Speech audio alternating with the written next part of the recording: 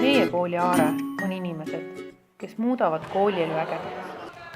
Meil on pikaajaline käsipallimängu traditsioon. Karikaid on võidetud nii Eestist kui ka välismaalt.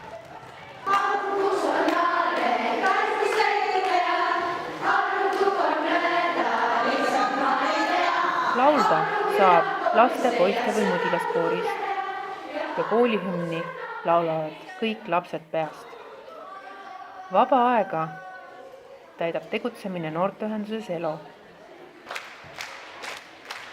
Rahvatantsijad hoiavad elus rahvakultuuri ja käidud on lastega nii laulu- kui tantsupidudel. Vaba aja tegevustest puudust ei ole. Aktiivsed lapsed saavad tegutseda erinevatel aladel. Meil on robootika, kunstiring, sulgpallitrein, muinasjuturing, tehakse bändi, meil õpivad tulevased jalgpallikuulsused, söögi tegemise algused pannakse paika kokandusringis, filmindust õpitakse monteerimisringis ja graatsiat harjutatakse linditantsus.